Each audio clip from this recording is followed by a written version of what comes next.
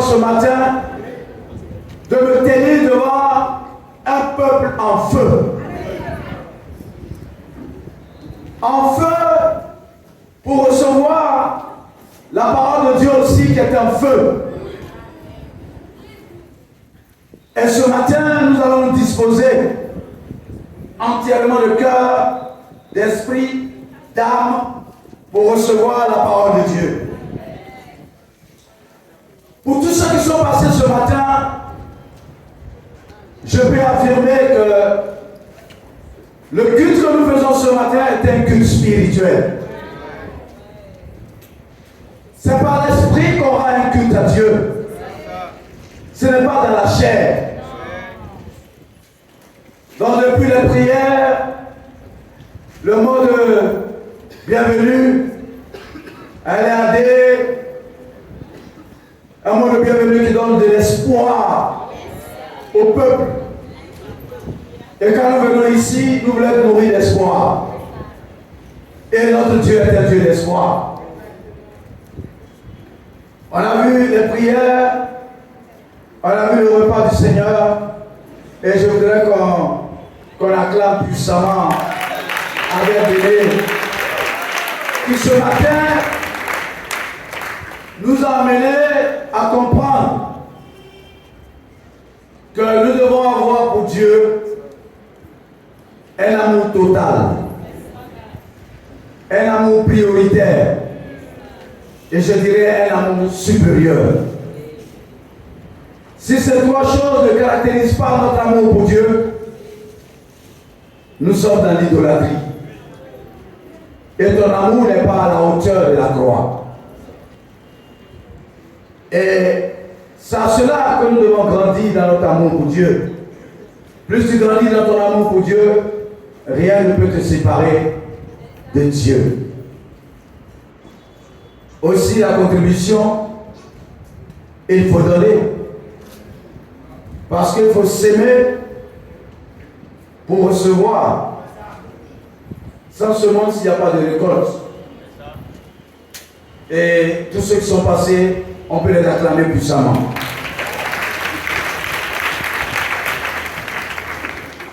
Frères et sœurs, quoi que nous fassions dans le royaume, cela est dicté par la parole de Dieu.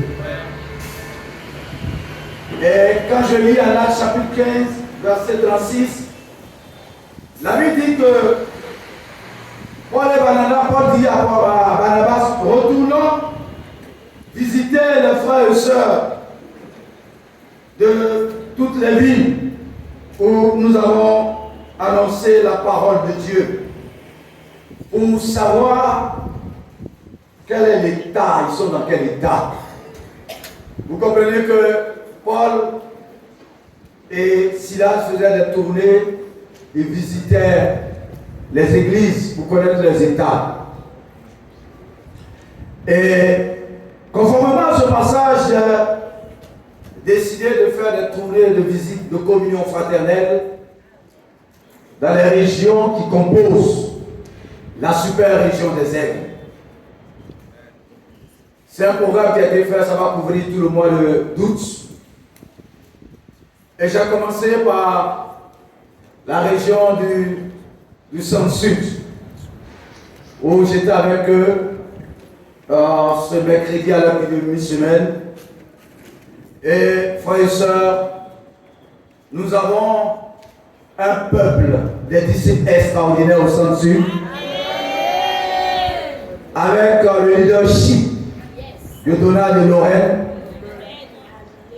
Ils sont engagés pour Dieu, ils ont épousé la vision du centre-sud qui est composé de plusieurs communes. Ce n'est pas sous-quartier, des communes. Et pendant que j'assistais à leur culte, il y a Gérard qui a fait le mot de bienvenue avec un passage qui m'a beaucoup marqué. 1 Jean 4, verset 4 à 6. Il a utilisé ce passage en disant: vous, petits enfants, vous êtes de Dieu. Et frères et sœurs, nous sommes enfants de Dieu et nous sommes de Dieu. On dit Amen.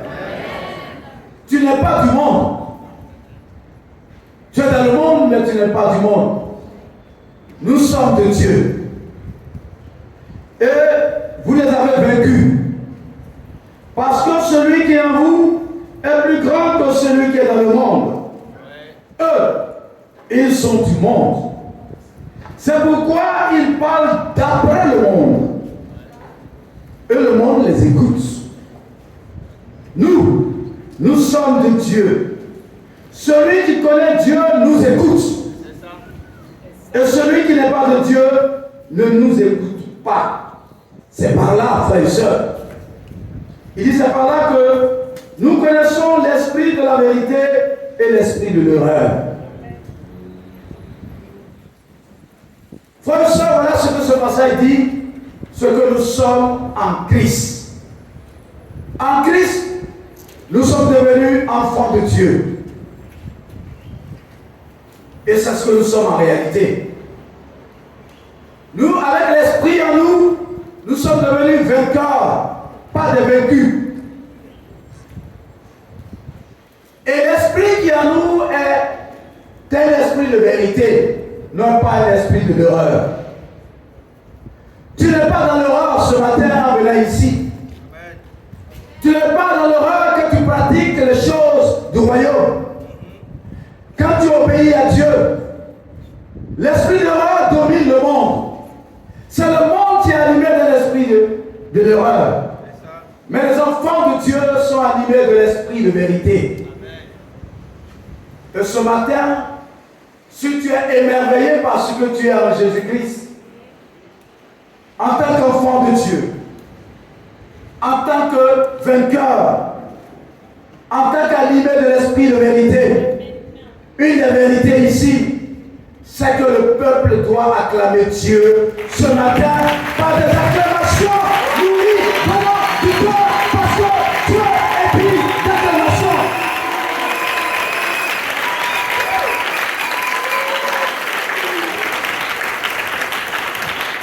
Nous adorons le vrai Dieu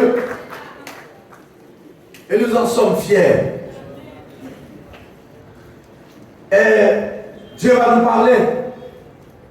C'est un Dieu qui parle. Il parle à ceux qui aiment. Nous sommes des enfants chéris de Dieu. Et le thème de ce matin, c'est la vie chrétienne. Une vie de puissance à salut. La vie chrétienne, une vie de puissance à salut. Personne à tête et prions. Père, nul n'est comparable à toi. Nous sommes tes enfants. Voilà le peuple que tu as rassemblé ce matin dans ta sainte présence. Rien ne peut égaler ta présence parmi nous. C'est pour ça que Père, tu as fait de nous un peuple de célébration, de louange et d'adoration. Et par la puissance de la louange ce matin, nous t'avons invité à siéger au milieu de nous. Non seulement à siéger au milieu de nous, mais à prendre ta place sur le trône de notre cœur. Père, parle-nous ce matin et donne-nous des oreilles pour t'entendre. Donne-nous un cœur agréable à toi, rempli de crainte et de soumission à ta parole. Car cette parole est notre nourriture. C'est de là que, Seigneur mon Dieu, mon roi, nous puisons notre force. C'est de là que nous puisons notre encouragement, notre espérance, notre foi. Voilà pourquoi ce matin, éloigne de nous toute distraction. Que le portable ne soit pas une source de distraction pour nous. Que le voisin ne soit pas une source de distraction pour nous. Père mon Dieu, mon roi, donne-nous une fixation, Père spirituel. Et Père, parle-nous, nous t'écoutons. Car ta parole est la vérité, elle est vivante, elle est efficace, elle est permanente. Qui suis-je? Père, n'est-ce pas que tu es capable d'utiliser une pierre, une ânesse pour parler à ton peuple? Tu en as le pouvoir. Mais Père, Seigneur, de ta grâce et de ta bonté, tu as voulu que ce matin je sois un canal pour toi. Je n'en suis même pas dit. Mais par le sang précieux de Jésus-Christ qui purifie ton canal, purifie-moi et rends ta parole fluide. Père mon Dieu, mon roi, règne.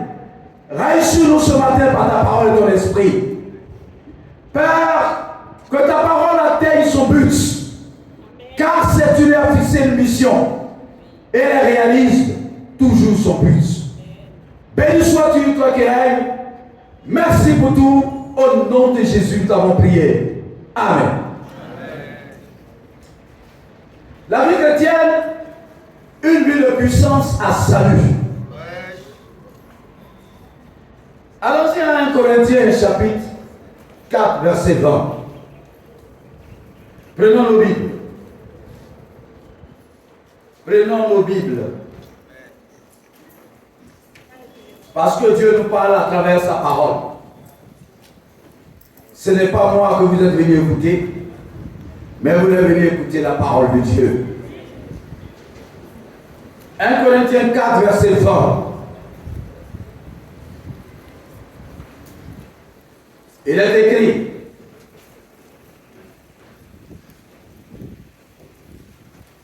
je vais lire à partir du verset 17. Je vous en conjure donc, soyez mes imitateurs. Pour cela, je vous ai envoyé Timothée, qui est mon enfant bien-aimé et fidèle dans le Seigneur. Il vous rappellera quelles sont mes voies en Christ. Quelle est la manière dont j'enseigne partout dans toutes les églises. Quelques-uns se sont enflés d'orgueil, comme si je ne devais pas aller chez vous. Mais j'irai bientôt chez vous, si c'est la volonté du Seigneur. Et je connaîtrai non les paroles, mais la puissance de ceux qui sont enflés. Car le royaume de Dieu ne consiste pas en paroles, mais en puissance. Que voulez-vous? Que j'aille chez vous avec une verge ou avec amour et dans un esprit de douceur. L'apôtre Paul parle aux chrétiens de Corinthe. Et aujourd'hui s'adresse, cette parole est valable pour nous en tant qu'Église, en tant que disciples. Il dit, car le royaume de Dieu ne consiste pas en parole, mais en puissance. Nous savons tous, pour tous ceux qui ont fait des études bibliques, nous parlons de l'avènement du royaume de Dieu. En faisant l'étude du royaume, nous savons comment le royaume est venu. Le royaume de Dieu est venu avec puissance. Et le jour de la Pentecôte, démontrant sa puissance, non seulement il vient à la puissance, mais le royaume de Dieu démontre sa puissance à salut après le discours de Pierre, permettant ainsi à 3000 personnes de rentrer puissamment dans le royaume de Dieu. Ils ont été puissamment baptisés. Et l'apôtre Paul, en parlant ici dans ce passage, frères et sœurs, rappelle aux chrétiens de Corinthe que le royaume de Dieu, c'est de la puissance.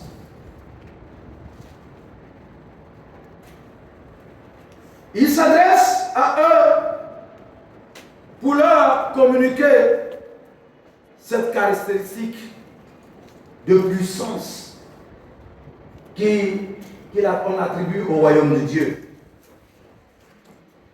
Frères et sœurs, je suis devenu disciple après avoir fait l'étude au royaume. J'ai fait les études comme vous. toutes les études, l'étude du royaume, la croix. Cela m'a permis d'être baptisé avant que vous ne naissiez, pour beaucoup d'entre vous. Avant que vous ne naissiez physiquement. Et pour certains encore spirituellement. Baptisé le 12 septembre 1995.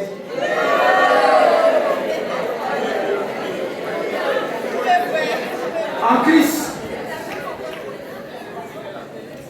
Et je suis entré dans le royaume ce jour-là. Dans le royaume de Dieu. Je suis devenu membre du corps du Christ pour appartenir à l'église du Seigneur. J'étais dans des églises, mais je n'étais pas dans le royaume. Prêche la parole.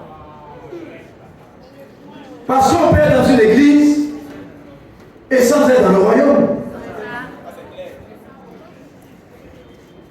Et voilà le processus. Parce que j'ai trouvé le royaume, je suis rentré dans le royaume. Une façon de dire que il faut d'abord chercher le royaume de Dieu. Et non une église.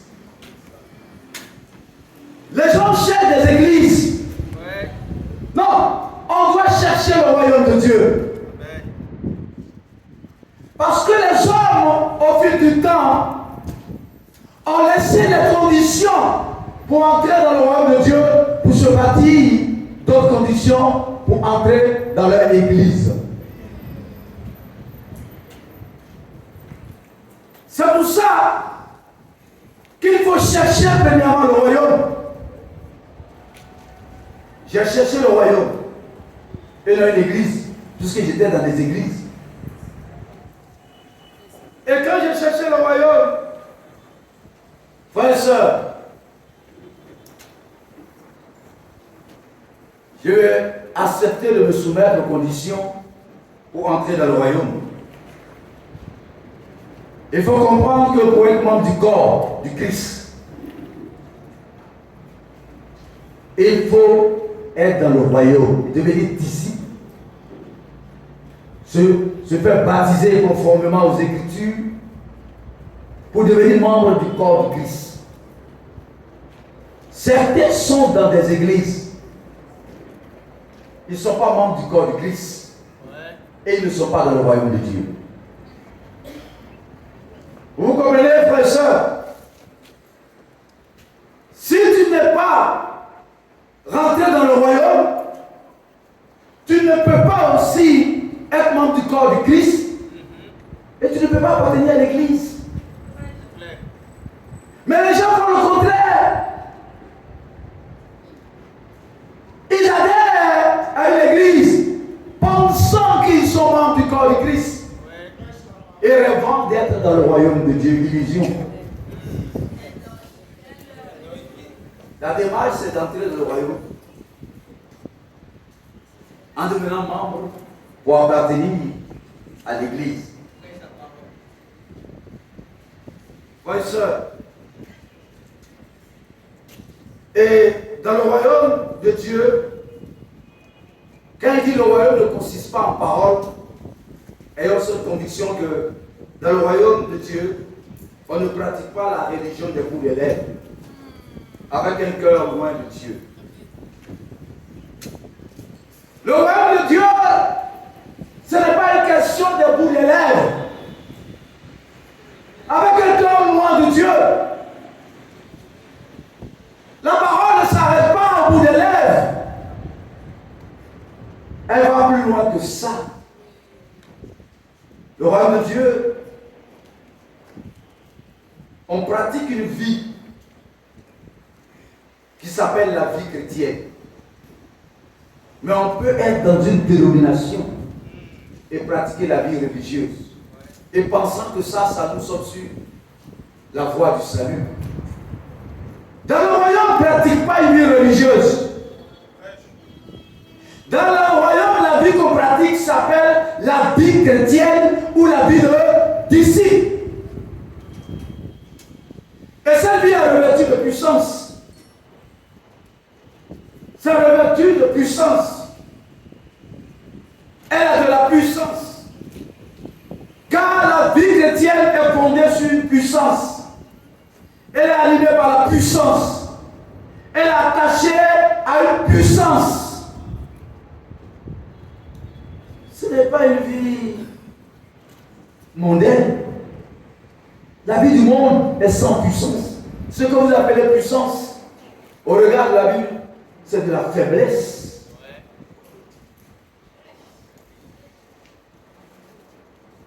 La puissance de la vie chrétienne résulte de la puissance de la parole de Dieu. On dit Amen. La puissance de la vie chrétienne dans le royaume résulte de la puissance de notre relation avec Dieu. Cela résulte de la puissance de la prédication de la croix. Si ces trois choses, il peut y en avoir plus, ne sont pas attachées à la vie que tu mènes, c'est une vie sans puissance. Et on peut être dans le royaume, s'appeler disciple, et rater la puissance de la vie chrétienne. Parce que notre vie n'est pas fondée sur cette puissance qu'on appelle la parole de Dieu. Et nous négligeons parfois notre relation avec Dieu qui est source de puissance. Parce que la relation avec Dieu nous connecte à Dieu qui est tout puissant. Si tu es sans relation avec Dieu, tu es déconnecté de la puissance. D'où est-ce que tu tireras ta puissance? Et il y a une prédication qui nous maintient chaque jour, qui nous aide à demeurer, à être fixés, à ne pas nous compromettre avec le péché. C'est la prédication de la croix de Jésus, qui a aussi une puissance. Frères, ce matin, sachons que le royaume ne consiste pas en paroles vaines. Dans le royaume de Dieu, on ne parle pas pour rien. Jacques nous dit, croyez-vous que les Écritures parlent en vain? Dans le royaume de Dieu, on ne parle pas en vain. Quand on parle selon les Écritures. Et on se soumet à ce qu'on dit. On ne parle pas en vain. Dans le royaume de Dieu, le royaume de Dieu ne consiste pas en des paroles creuses. Parler pour faire du bruit. Ce qui est creux fait du bruit. C'est du vide. La vie chrétienne n'est pas une vie creuse. C'est une vie qui a de la substance. Frères et sœurs, le royaume de Dieu ne consiste pas de paroles inutiles. Le royaume de Dieu, c'est une question de puissance et non de belles paroles religieuses. Paul dit, sachez que le royaume de Dieu ne consiste pas en paroles, les belles paroles, mais une démonstration de puissance. On peut connaître tout le vocabulaire chrétien. N'est-ce pas? On peut connaître tout le vocabulaire chrétien et les réciter et être sans puissance. Et c'est que le bien parfois nous tombons, dans lequel nous tombons, on mémorise les belles paroles chrétiennes. On pense que la puissance se trouve dans la beauté de la parole. Non. Le royaume de Dieu ne consiste pas seulement à mémoriser le vocabulaire chrétien, les belles paroles. Parce que tu peux connaître les belles phrases de la Bible, les mots, les tournures, etc. Mais tu peux demeurer sans puissance. Ce n'est pas parce que tu dis Amen au nom de Jésus-Christ que cela déclenche la puissance de Dieu. Ce qui déclenchera la puissance de Dieu, C'est la qualité de la vie que tu mènes. C'est la qualité de ta relation avec Dieu. Oui, comme les religieux beaucoup, le feu, ici, au nom de Jésus, je t'écrase, je ne sais pas, etc. Le vocabulaire chrétien du ministère. Mais c'est sans puissance parce que ta vie était la puissance de la vie chrétienne.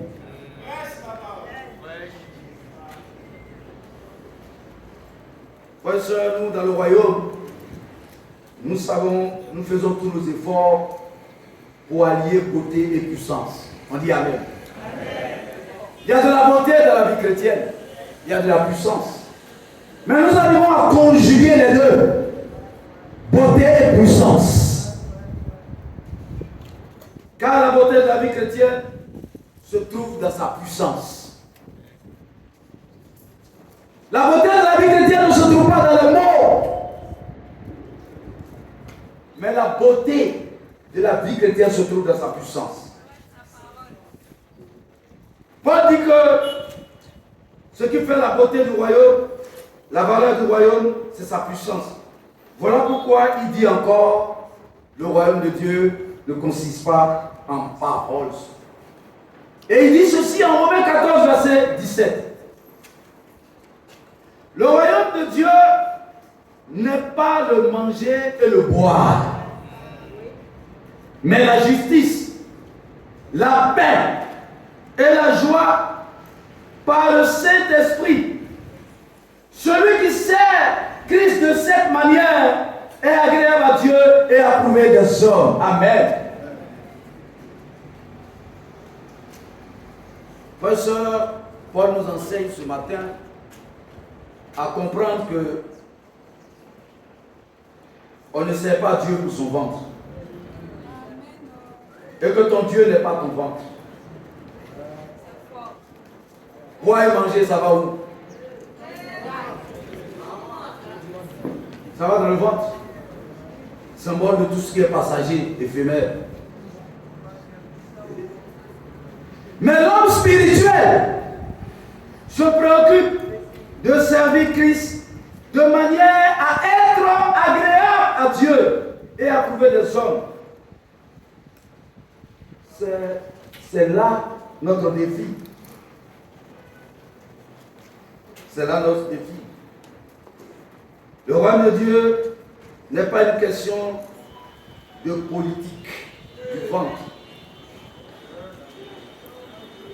Le royaume de Dieu n'est pas une question de politique du ventre pour le ventre. Ce n'est pas ça. On ne vient pas à Dieu pour son ventre. Nous ne sommes pas là pour notre ventre. Parce que le ventre est destiné à retourner à la poussière. Nous sommes là pour notre salut. C'est pour ça que je répète sans cesse, le royaume de Dieu, c'est pour ceux qui veulent aller au ciel et qui sont conscients de leur salut.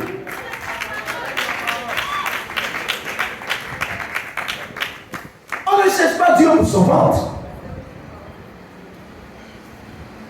Veux-tu limiter Dieu aux besoins de ton ventre? Malheur à ceux qui font la politique du ventre pour le ventre. Le royaume de Dieu n'est pas une question de cupidité,